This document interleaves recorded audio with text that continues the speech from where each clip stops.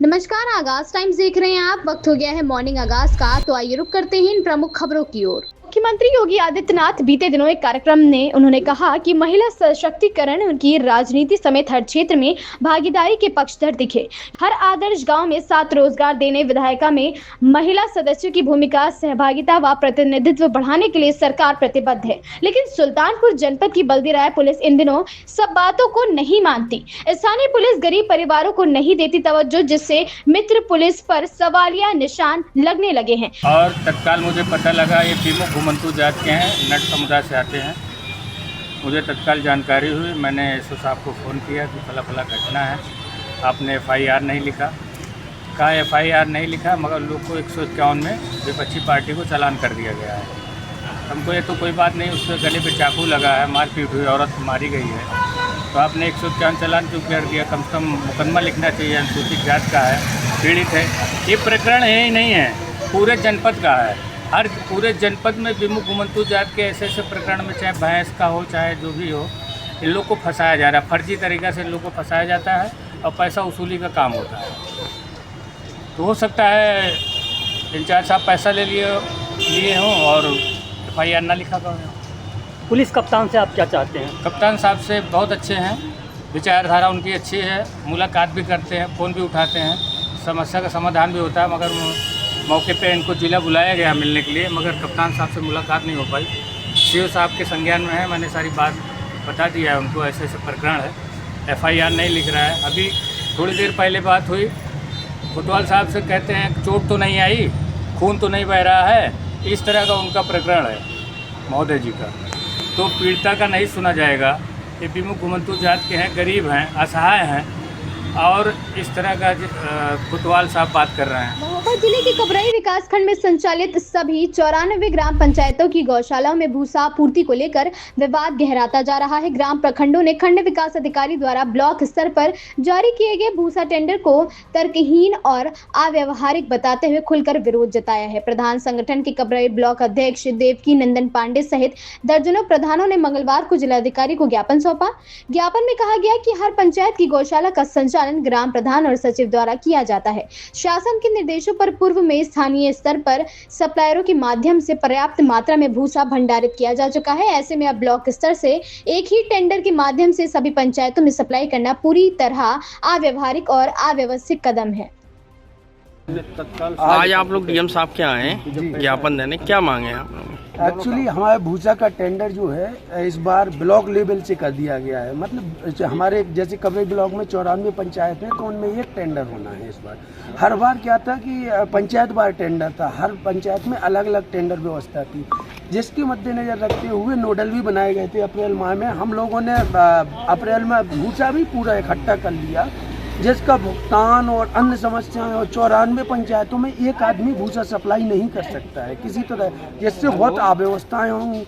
एक दूसरा ज्ञापन भी था नीति आयोग का। नीति आयोग के तहत हम लोगों के ग्राम में तालाब खोदे गए थे, कुछ चुनिंदा पंचायतें थीं, उसका पैसा भी अभी तक नहीं आया। उस मामले में हम लोगों ने डीएम मैडम को ज्ञापन दिया है। क्या आश्वासन मिला है? मैडम ने ये कहा है हम आपकी बात शासन स्तर तक पहुँचाएंगे। निश्चित ही ये शासन की व्यवस्था है, तो शासन स्तर तक जाएगी और उस पर पुनः विचार किया जाएगा।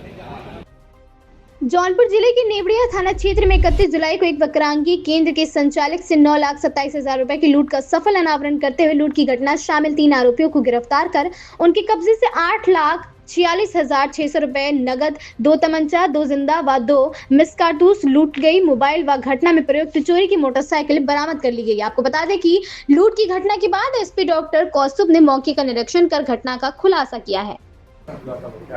देखिए, जैसा कि आप सभी को विदित है कि जनपद जौनपुर थाना नेवड़िया अंतर्गत शाम के 7 बजे आज से 3 दिन पहले एक ग्राहक सेवा केंद्र से जब 2 व्यक्ति अपने ग्राहक सेवा केंद्र का पैसा लेके अपने घर के लिए जब जा रहे थे, तब इनके बैग में लगभग 9,27,000 रुपये, एक मोबाइल फ़ोन, एक पीओएस मशीन इत्यादि थी।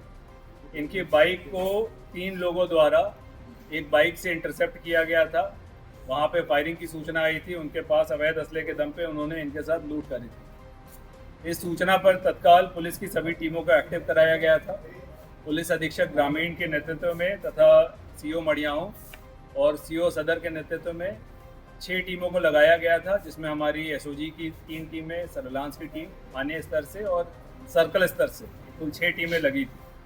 इन 6 टीमों द्वारा अथक परिश्रम करते हुए एक पूरी तरह से ब्लाइंड जो हमारी घटना थी, उसमें लगभग 550 से अधिक सीसीटीवी कैमरों का अवलोकन करते हुए अभियुक्तों को इसमें घेरा गया, आइडेंटिफाई किया गया और आज उनकी गिरफ्तारी हुई है। गिरफ्तारी के क्रम में पुलिस के द्वारा जब इसमें गिरफ्तारी किया जा रहा तो उन्होंने मुठभेड़ का प्रयास किया और गिरफ्तारी के दौरान इनको गिरकर चोट लगी है, जिसमें इनको फ्रैक्चर आया है, जिसका प्राथमिक इलाज कराते हुए अब इनको न्यायिक अभिरक्षा में भेजा जा रहा है।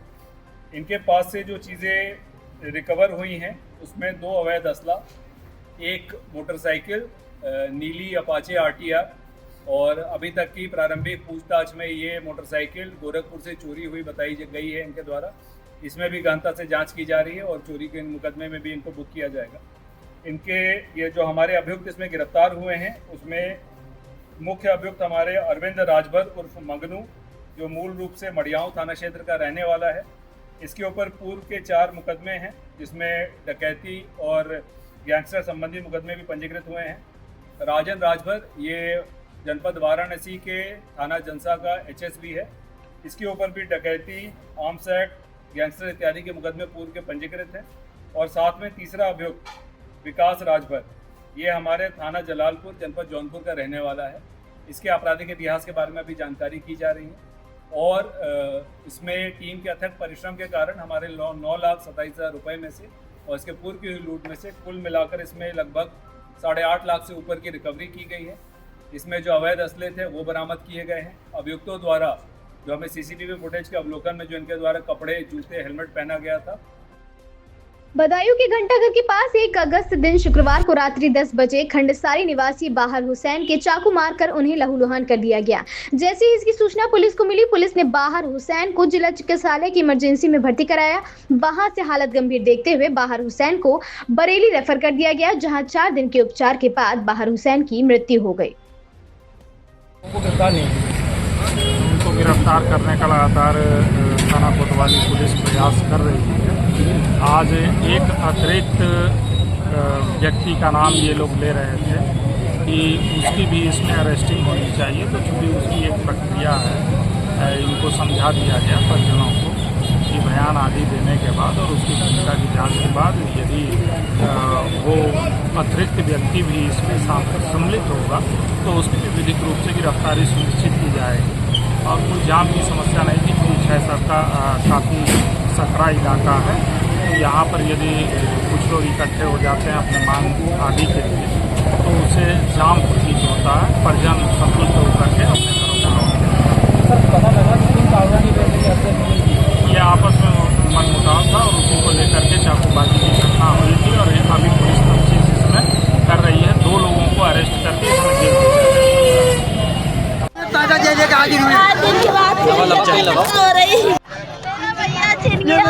आराम से मेरा भैया छेड़िया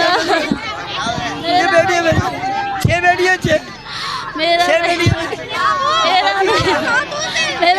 आपके बेटे किसने बाहर हुसैन ने किसने मारा? हुसैन 5 लोग थे। 5 लोग थे। क्या क्या नाम थे? शानू दही, शानू बलिया दही,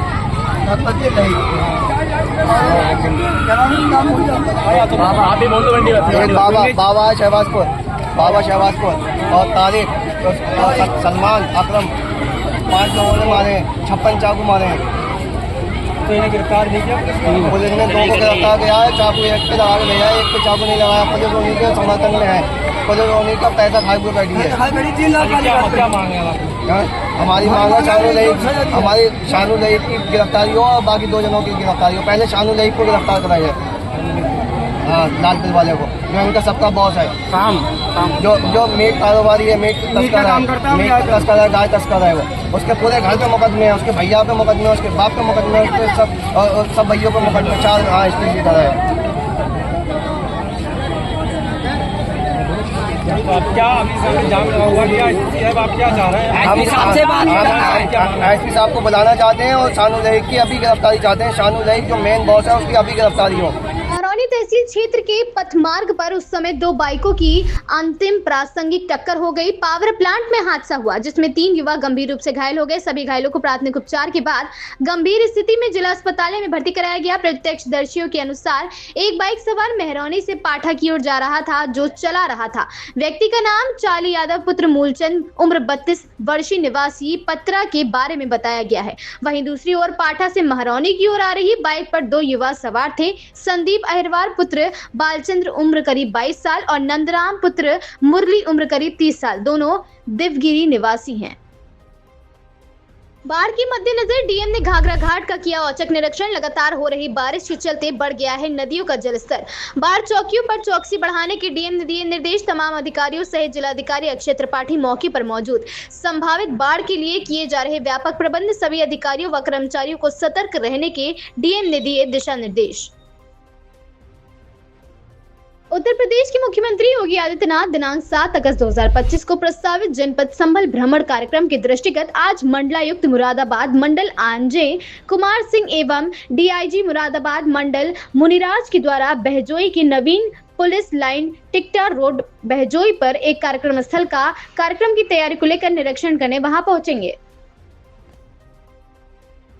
संभल में बदमाश और पुलिस के बीच हुई मुठभेड़। मुरादाबाद में चोरी के 1 दर्जन से अधिक मुकदमे दर्ज।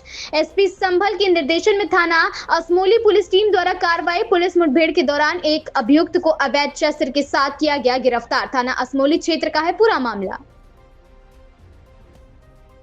आकाशीय बिजली की चपेट में आने से 4 बकरियों की मौत। बिजली की चपेट में आने से बाल बाल बचा पास में मौजूद किसान।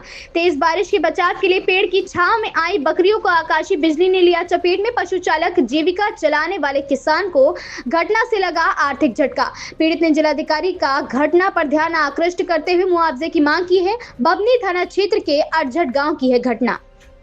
मॉर्निंग आगाज की आज की इन खबरों में बस इतना ही। ऐसी खबरों से जुड़े रहने के लिए देखते रहें आगाज टाइम्स।